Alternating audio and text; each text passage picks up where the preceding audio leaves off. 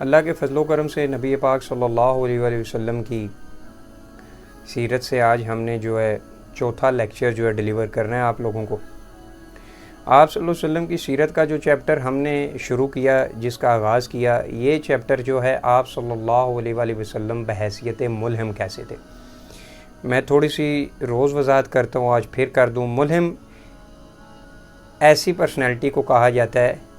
ایسا شخص کہ جس کے دل میں اللہ کی طرف سے الہام ہو جائے،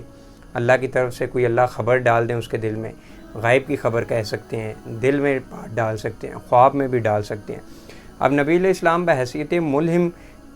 کیسے تھے کہ جو صحابہ اکرام رضی اللہ تعالیٰ عنہ کو آپ صلی اللہ علیہ وآلہ وسلم جو پیشن گوئیاں بتا رہے ہیں نا، یا جس صحابی کی آپ صلی اللہ علیہ وسلم نے اس چیپٹر میں جو فضائل بتائی ہیں، گویا یہ اللہ تعالیٰ آپ صلی اللہ علیہ وسلم کے دل میں الہام ڈالتے تھے، پھر آپ صلی اللہ علیہ وسلم ہر صحابی کے جو فضائل تھے اللہ کی ہی طرف سے وہ امت تک بیان کیے کہ امت تک پہنچے۔ اور آپ صلی اللہ علیہ وسلم کی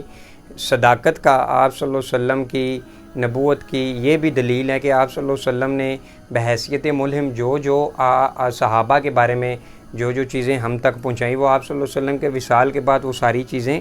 سچ ثابت ہوئی۔ حضرت ابو بکر، عمر، عثمان، علی، اسی طرح حضرت زید بن ثابت، اسی طرح اور صحابی جو دوسرے صحابی تھے، ان کے جو فضائل ہیں نبی علیہ السلام کے دل میں اللہ رب العزت نے الہام سے وہ بیان کیے، اور پھر آگے آپ صلی اللہ علیہ وسلم کی حدیثوں میں ہمیں ملتے ہیں۔ تو اسی چیپٹر کو لے کے آپ صلی اللہ علیہ وآلہ وسلم بحیثیت ملہم کیسے تھے ہم آج کنٹینیو رکھیں گے۔ رسول اکرم صلی اللہ علیہ وآلہ وسلم نے سیدنا خالد بن ولید رضی اللہ تعالیٰ عنہ کی اہمیت اور ہمت امت تک بتائی، اور ایک دن آپ صلی اللہ علیہ وآلہ وسلم سیدنا خالد بن ولید رضی اللہ تعالیٰ عنہ کی ہمت بڑھاتے ہیں اور انہیں دین اسلام کی مزید نصرت اور بہادری پر ابھارتے ہوئے فرماتے ہیں، اللہ کا بندہ خالد بن ولید کیا خوب ہے، وہ تو اللہ کی تلواروں میں سے ایک تلوار ہے۔ یہ جو سیف اللہ کا لقب ہے نا، اللہ کی تلوار خالد بن ولید کو کہا جاتا ہے، وہ آپ صلی اللہ علیہ وآلہ وسلم نے انہیں لقب دیا تھا۔ اچھا، یہاں ایک چیز میں یہ بھی بتاتا چلوں آپ کو کہ خالد بن ولید جو ہے نا، وہ بہت زیادہ روتے تھے جب آپ کا وفات کا وقت قریب آیا، موت کا وقت قریب آیا، کہ ان کی یہ کافی زیادہ خواہش تھی کہ میں شہید کیوں نہیں ہوا، مجھے تو میدان جنگ میں مرنے کا بڑا شوق تھا۔ تو پھر ایک صحابی نے بتایا کہ اے خالد، کیا آپ کو یاد نہیں کہ پیارے آقا صلی اللہ علیہ وسلم نے آپ صلی اللہ علیہ وسلم نے اللہ کی تلوار کا لقب دیا، تو کیا اللہ کی تلوار کافر کے ہاتھوں سے ٹوٹ سکتی تھی؟ کہ آپ کسی کافر کے ہاتھوں آپ اگر شہید ہو جاتے تو اس کا مطلب کہ اللہ کی تلوار تو کفر سے ٹوٹ گئی، تو اس لیے آپ کو میدان جنگ میں موت نہیں آئی، کیونکہ آپ کا لقب تھا اللہ کی تلوار۔ وہاں پھر خالد بن ولید کو اس چیز کی تسلی ہوئی، اور اس کے بعد جو وہ غم کرتے تھے کہ میں میدان میں کیوں نہیں مرا، یہ دور ہوا۔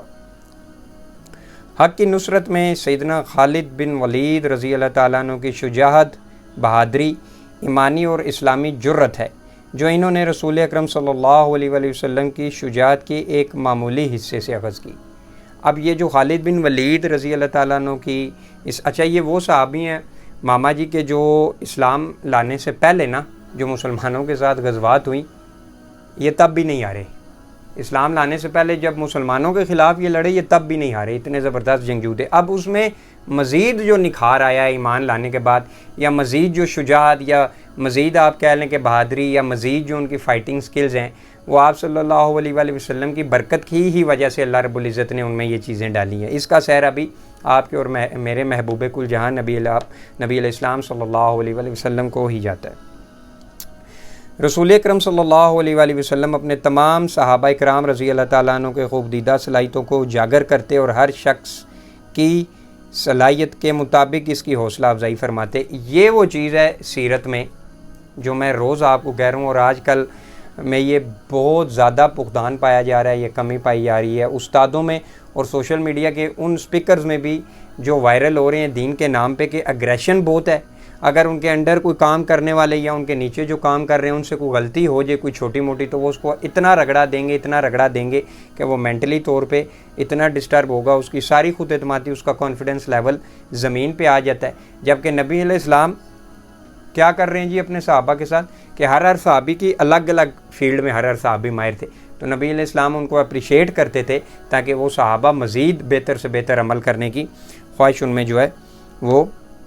اجاگر ہو۔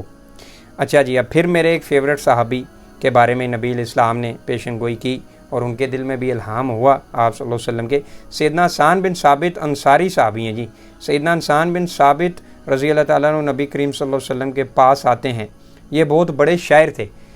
یہ ماما جی وہ شاعر ہیں، اور آپ لوگ جو سن رہے ہیں میں آپ کی خدمت میں یہ عرض کرتا چلوں، اب یہاں سے پتہ چلتا ہے کہ جو کہتے ہیں نا کہ بس ہر بندہ ہی مجاہد ہو جائے اور ہر بندہ ہی سیاسی ہو جائے، ایسا نہیں ہوتا میرے بھائیوں۔ صحابہ کی لائف سٹائل میں، نبی پاک صلی اللہ علیہ وسلم کی سیرت میں، صحابہ کی سیرت میں آپ کو ہر صحابی الگ الگ کوالٹی کے ملیں گے۔ اور نبی علیہ السلام نے جو حضرت حسان بن ثابت کے بارے میں الفاظ فرمائے نا جی، آپ صلی اللہ علیہ وسلم نے کہا تھا کہ حسان تیرے جو الفاظ ہیں نا، جو تو شاعر بولتا ہے، جو تو اشعار بولتا ہے ہماری شان پہ، کفار کے دلوں میں وہ تلواروں سے زیادہ زخم کرتے ہیں۔ اب حسان بن ثابت مجاہد تو نہیں تھے اتنے بڑے حضرت علی کی طرح، لیکن آپ صلی اللہ علیہ وسلم نے کیا فضیلت بتائی کہ تیرے جو الفاظ ہیں وہ کفار کے دلوں میں زیادہ زخم کرتے ہیں ہماری تلواروں سے۔ یہ بہت بڑے شاعر تھے، ان کے پاس الفاظ جوڑنے، قافیہ ملانے اور شاعر کہنے کا فن ہے۔ آپ صلی اللہ علیہ وسلم نے انہیں اپنا ممبر پیش کرتے ہوئے ان سے فرماتے ہیں یا فرمایا ہے، قربان جاؤں حسان بن ثابت پہ، وقت کا نبی ان کو اپنا ممبر پیش کر رہے۔ ان کفار کی مذمت کرو، اوئے ہوئے اللہ اکبر، ان کفار کی مذمت کرو ماما جی، جبرائیل تمہارے ساتھ ہیں۔ حضرت جبرائیل کے بارے میں نبی پاک صلی اللہ علیہ وسلم نے فرمایا کہ تمہارے ساتھ ہیں، کس کو؟ حضرت حسان بن ثابت رضی اللہ تعالیٰ عنہ کو، اور یہ بھی ہمارے نوجوانوں کو نہیں پتہ کہ ان کا کیا مقام ہے۔ آپ صلی اللہ علیہ وسلم نے ایک دوسرے موقع پر فرمایا، جب تک تم اللہ تعالیٰ اور اس کے رسول صلی اللہ علیہ وسلم کا دفاع کرتے رہو گے، روح القدس جبرائیل کی تائید اور نصرت تمہارے ساتھ ہے۔ اللہ اکبر، تلوار سے نہیں، زبان سے حضرت حسان بن ثابت کا کہ حضرت جبرائیل ان کے ساتھ ہیں۔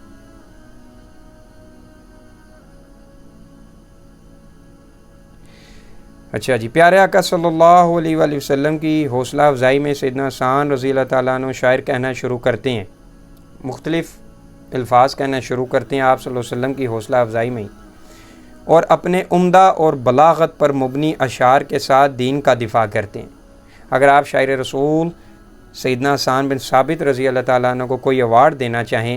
تو مولم عالم صلی اللہ علیہ وسلم کا اس فرمان سے زیادہ قیمتی کوئی ایوارڈ نہیں دیں گے کہ ایک کمال عزت اور تکریم اور انتہائی شرف اور اعزاز ہے۔ نبی کریم صلی اللہ علیہ وسلم کے خطیب ثابت بن قیس بن شماس انصاری رضی اللہ تعالیٰ عنہ کو دیکھ لیں، وہ فن خطابت کے شاہ سوار تھے۔ انہیں نہایت بلیغ گفتگو کرنے کا خاص ملکہ حاصل تھا۔ نبی کریم صلی اللہ علیہ وسلم نے ان کے لیے ممبر سجایا، ان کی ہمت بڑھائی، ان کی خطابت کی تحسین فرمائی، ان کی رہنمائی کی، اور زبان و بیان کے میدان میں اپنے حریفوں پر غلبہ پانے کے لیے ان کی مدد فرمائی، جیسا کہ ابن ہشام کی سیرت میں بھی ملتا ہے۔ سیرت نبویہ جو ہے ابن ہشام کی بہت مشہور سیرت ہے، ان میں بھی ملتا ہے۔ سیدنا ابو موسیٰ اشعری رضی اللہ تعالیٰ عنہ جو خوبصورت شیریں آواز کے ساتھ ممتاز تھے، رسول اکرم صلی اللہ علیہ وآلہ وسلم نے ان کی یہ خوبی انہیں باوار کراتے ہوئے بار بار یاد کرواتے ہیں، اور اس امتیازی وصف پر ان کی حوصلہ افزائی کرتے ہیں، اور اللہ کی کتاب کو ترنم کے ساتھ پرسوز لہجے میں پڑھنے پر ان کی تعریف کرتے ہوئے فرماتے ہیں، یقیناً تمہیں تو آل داؤد کے سروں میں سے ایک سر اللہ نے جو ہے وہ دیا ہے۔ اچھا، یہ جو لفظ ہے یہ ترنم ہے، جو پہلے میرے سے بائی مسٹیک بولا گیا، جو اللہ کی کتاب کو ترنم کے ساتھ پڑھنے پر نا آپ صلی اللہ علیہ وسلم نے ان کی یہ تعریف فرمائی کہ تمہیں تو آل داؤد کے لہجوں میں سے ایک لہجہ دیا گیا۔ اچھا، اب یہ جو صحابی ہیں ان کی کتنی بڑی فضیلت ہے کہ اللہ کے نبی علیہ السلام کے دل میں اللہ نے الہام ڈالا کہ انہیں آل داؤد کے لہجوں میں سے ایک لہجہ دیا گیا، لیکن یقیناً ان صحابی کا بھی جو ہے ہماری نوجوان نسل کو نہیں پتہ ہوگا۔ اچھا جی، اب آج کے لیے اتنی کلاس بہت ہے۔ ہماری کوشش ہے کہ روز جو ہے نا صرف 1 سے 2 صفحے آپ کی خدمت میں پڑھے جائیں، تاکہ آپ کو اور ہمارے جو سننے والے ہیں ان کو سمجھ لگے۔ بعض اوقات یہ ہوتا ہے کہ بہت زیادہ جب لمبی کلاس ہو تو ہماری جو آج کل افسوس کے ساتھ یوتھ کا حال بن چکا ہے، وہ موویز ڈراماز یا سانگز وغیرہ میں تو ان کا دل لگے گا، یا اسلامی مناظرے ہو رہے ہوں، مسلمان ایک دوسرے کو رگڑا دے رہے ہوں، ان میں بھی وہ مزے سے دیکھیں گے، یا ایک سپیکر جو ہے اسلامی وہ دوسرے مسلمانوں کی تذلیل کر رہا ہو، انہیں ذلیل کر رہا ہو، وہ بھی دیکھ لیں گے، لیکن اصلاحی پہلو یا پیارے آقا صلی اللہ علیہ وسلم کی جو سیرت سے بیان ہے یا قرآن کی جو تفاسیر کا لیکچر ہے اس پہ وہ بور ہو جاتے ہیں۔ لیکن پھر بھی ہم نے اللہ کی رضا کے لیے اخلاص کے ساتھ کام تو جاری رکھنا ہے، تھوڑا کریں گے اور اس امید سے کریں گے کہ آپ لوگ جو ہمارے سننے والے ہیں اور میرے گھر والے جو میرے سامنے بیٹھے ہوئے ہیں اور مجھ سمیت، ہمیں اس پہ عمل کرنے کی اللہ رب العزت جو ہے توفیق عطا فرمائے، اور زندگی رہی تو روز انشاءاللہ تھوڑا تھوڑا لیکچر آپ کی خدمت میں بیان کیا جائے گا۔ جزاک اللہ۔